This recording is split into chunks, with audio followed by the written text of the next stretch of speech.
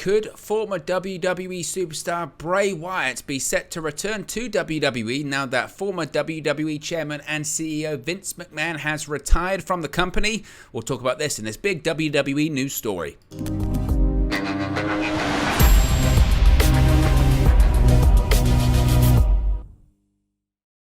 Hey guys, welcome back to Wrestling News 365. Hope everyone is doing very well. As always, there are plenty of news stories to get into in the world of WWE, and this is a big one. The Fiend, Bray Wyatt. Could we see him return to the company after being released by WWE last year? Now, Bray Wyatt is possibly, considering the people on the free agency list right now, probably the biggest free agent out there. Multiple-time WWE and Universal Champion. Hasn't stepped inside of a pro wrestling ring since he was released by WWE, but things are a change in WWE, so could The Fiend be set to return? Wow. A really interesting report from Sean Ross Sapp of Fightful Select has dropped this afternoon, talking about Bray Wyatt possibly returning to WWE. And as we've seen recently, WWE has been bringing back talent to the roster on a weekly basis under the new regime of Triple H heading up creative and talent relations within the company, prompting many to believe that Bray Wyatt could indeed be heading back to WWE. Now, Fightful Select is reporting that they've spent the last couple of weeks gauging interest from WWE higher-ups, staff, talent, etc. internally within the company. And if you thought that Vince McMahon no longer being in control was a good sign for this marriage to reunite, you would indeed be right. One talent has said to Fightful that he could tell by last year that Vince McMahon was simply, quote, done with Bray Wyatt and just didn't like him personally, hence it being very unlikely that Wyatt would return to the company with McMahon in charge. McMahon would shout derogatory things at Bray Wyatt about his physique, which the talent believes actually stem from the fact that Wyatt would often criticize the lack of creative direction that his stories or characters would go to, which again is quite interesting. So it just goes to show the giant man-child that is Vince McMahon. Bray Wyatt comes backstage, or Bray Wyatt confronts the boss and says, look, I've got this unique character. I've got twice, by the way, not just the Fiend, but the Eater of Worlds. When he first came up to the main roster, he's got this unique, different, engaging, layered character, and they're giving him terrible creative, and he's going, this creative isn't great. Can we do something different? Can we come up with something a bit unique outside the box, not the norm for WWE? And Vince McMahon's response is, you're fat. You need to get in better shape. That's good. That's good. When word would emerge of Bray Wyatt's having a bad attitude, you remember this last year? Might have been earlier this year. There was a story that came out saying that Bray Wyatt had a bad attitude. That came from those who worked directly with Vince McMahon. And it was funny because at the time, Bray Wyatt actually responded to these rumors saying, basically, oh, we now know what Vince and Bruce thinks. What does everyone else actually think? Where's the actual truth in this? Basically, Bray Wyatt saying, yeah, I know Vince doesn't like me. I know Bruce Pritchard doesn't like me. There were also several other instances of rumors stated within the circle to ease heat off WWE for releasing him. Those that worked with him heavily were quick to shoot down those rumors, which aren't worth mentioning now.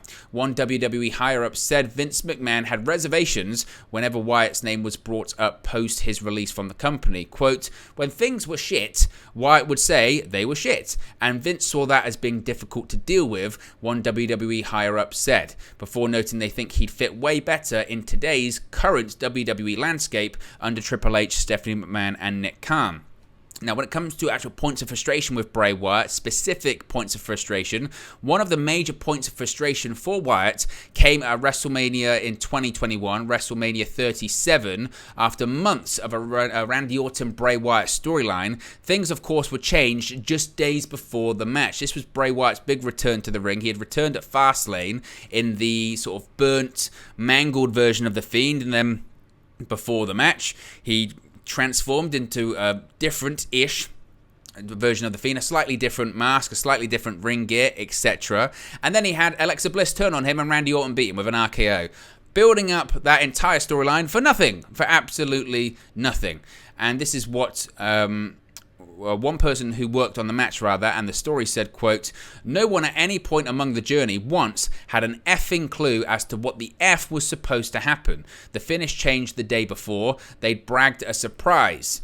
Randy Orton was supposed to lose and have months off. Instead, Wyatt was effectively done in WWE. The person who Fightful spoke with effectively confirmed there was never a long-term plan by the Vince McMahon regime for the resolution of the story, which frustrated those involved in it as it was heavily featured. I recalled this again at the time. It was well documented. Randy Orton was scheduled to lose to The Fiend at WrestleMania. Then he was scheduled to have a ton of time off, possibly until the summer, which he usually does.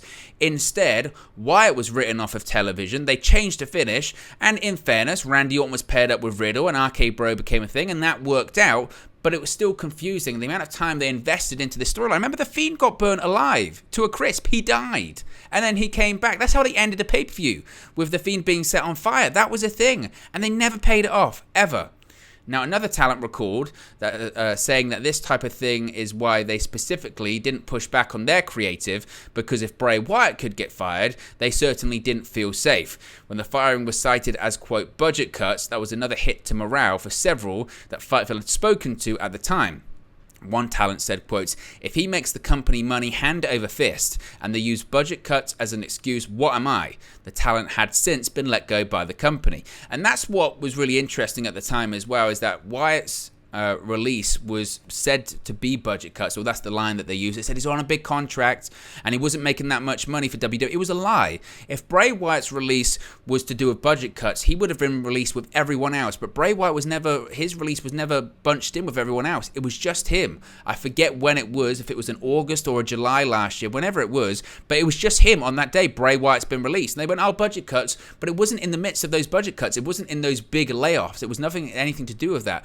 Ultimately, one day, Vince McMahon decided he had had enough of him, and he decided to let him go, despite the fact that The Fiend was still one of the most marketable characters, was one of the characters that made them a ton of money through merchandise, licensing, etc. It was a license to print money, and out of spite, Vince McMahon didn't like Wyatt because he dared to say what we all said watching Monday Night Raw, watching Friday Night SmackDown under Vince McMahon. This sucks. Or the product sucks, the characters suck, the creative sucks, the promo sucks. He got fired for telling the truth. And guess what? Now Vince McMahon's had to retire because the truth came out about him.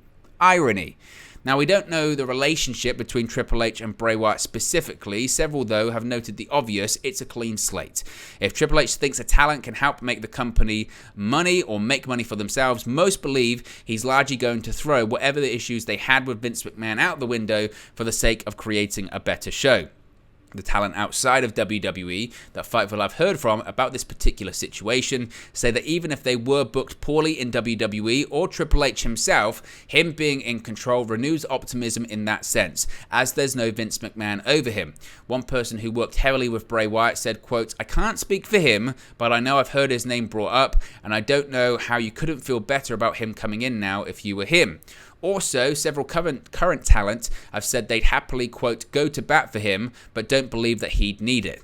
There were many people within WWE that noted to Fightful that at WrestleCon, it didn't seem like Bray Wyatt had completely closed the door on a return to WWE, but that's more for him to say. It was reiterated to Fightful that he had no interest in going to Impact Wrestling, because I remember there were big rumors last year that Impact were going to make a big offer, or they were doing everything they could to get Wyatt. Frankly, they just can't afford him. Bray Wyatt's asking price was so high, and that's also realistically why he hasn't gone to AEW right now.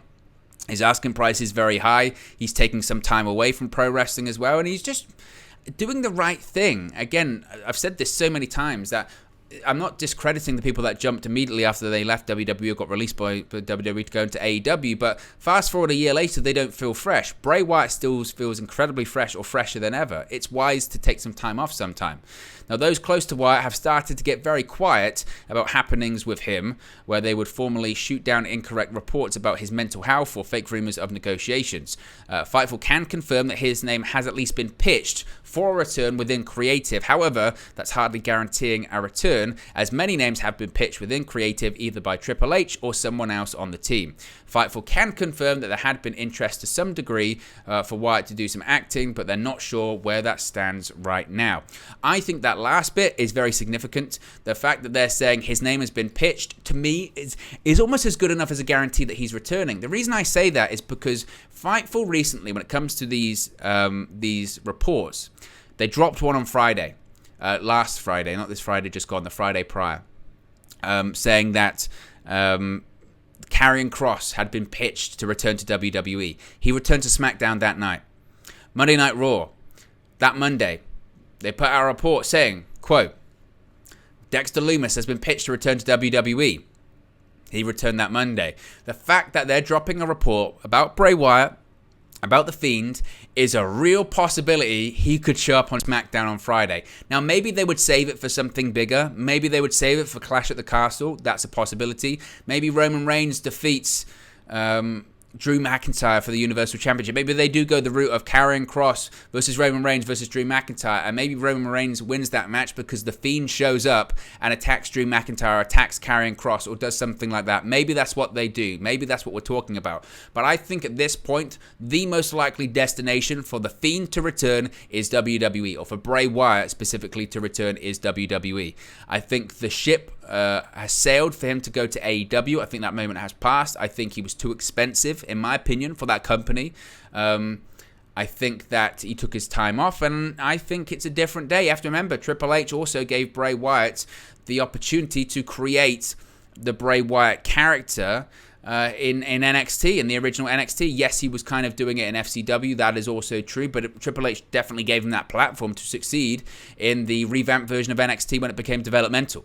So that relationship is also there as well. So in my opinion, I do think Bray Wyatt will return to WWE. I think it's just a matter of when and not if. But let me know your thoughts in the comment section below. Be sure to smash a like on the like button. Be sure to subscribe to Wrestling News 365. You can do that by clicking the bottom right hand corner, and I'll speak to you again very, very soon.